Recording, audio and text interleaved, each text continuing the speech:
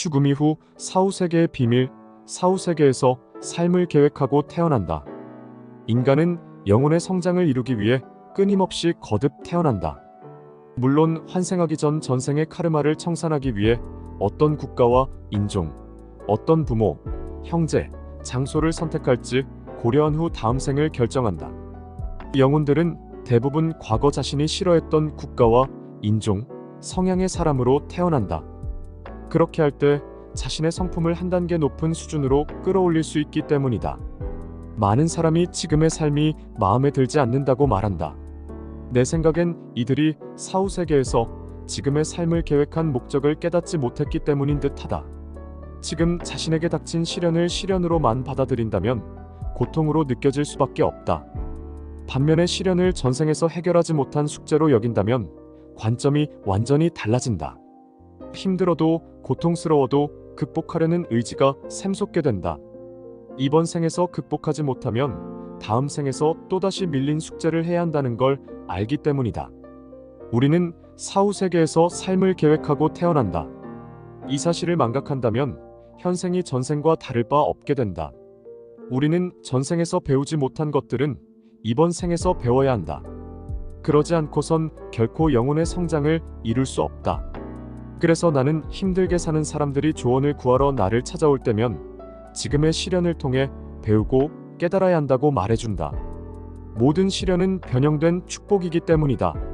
시련은 겉으로 보기에는 너무나 가혹하게 여겨지지만 피하지 않고 맞서 싸운다면 진실을 알게 된다. 시련이라는 포장지 속에 나를 단단하게 만들어주고 성장시켜주는 선물이 들어있다는 걸 말이다. 지금은 경제적 자유인으로 살고 있지만 과거의 내 삶은 너무나 힘들고 고통스러웠다. 내가 28살 때 아버지께서 가난을 이기지 못하시고 술김에 음독하셨다. 너무나 갑작스럽고도 허망하게 세상을 떠나신 것이다. 아버지가 떠나신 후 나는 남겨진 거액의 빚 유산을 혼자 힘으로 갚아야 했다. 당시 나는 대구광역시 남구 대명동 남문시장 안에 있는 집에서 자취생활을 하고 있었다. 보증금 20만원에 월세가 17만원이었다.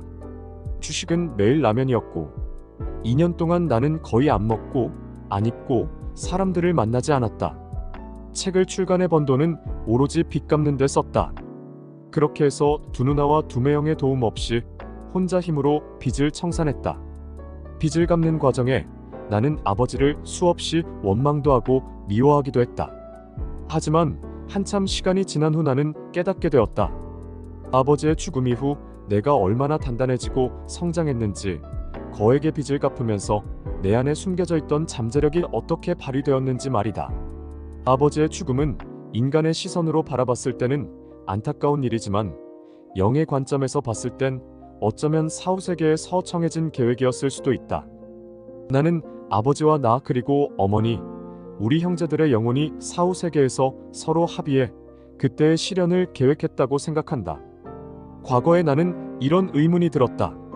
사후세계에서 다음 삶을 계획할 때 여러 영혼이 좋은 조건의 부모를 두고 경쟁한다면 과연 누가 대신 결정해줄까? 그동안 수많은 사람에게 상담과 글쓰기, 책쓰기, 영성과 사후세계를 교육하면서 나와 같은 의문을 가진 사람들이 의외로 많다는 걸 알게 되었다. 사람이라면 누구나 풍요로운 환경을 좋아하기 때문 아닐까?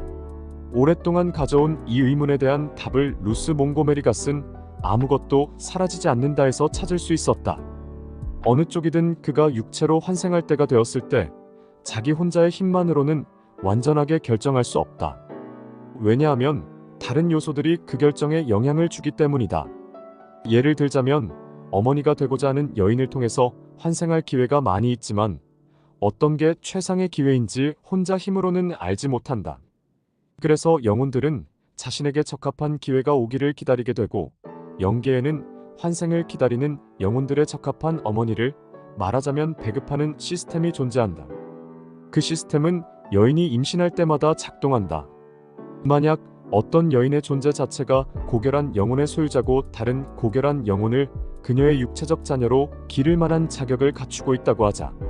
그러면 그녀는 육체적 쾌락만을 생각하는 사람보다 높은 수준의 우선권을 가지게 된다고 한다.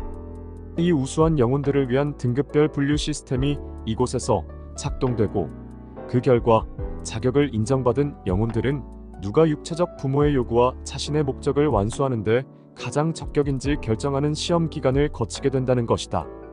이런 과정들이 지상에선 컴퓨터라고 불리는 기계에 의해 처리된다.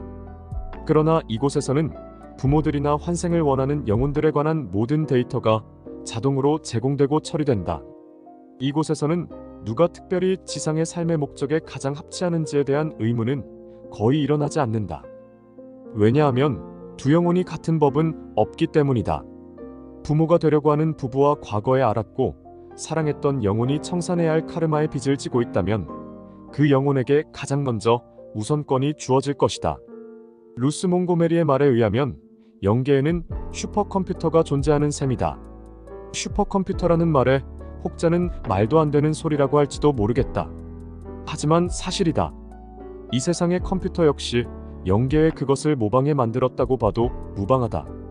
영계의 법칙은 정확하다. 정확하다는 표현으론 부족하다. 슈퍼컴퓨터는 가급적 과거에 함께했으며 전생의 카르마를 빠르게 청산할 수 있는 영혼들을 이어주기 때문이다.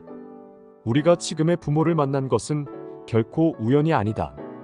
자신의 영적 진보에 도움이 된다는 판단에 따라 부모와 자식 간으로 선택했다는 걸 기억해야 한다.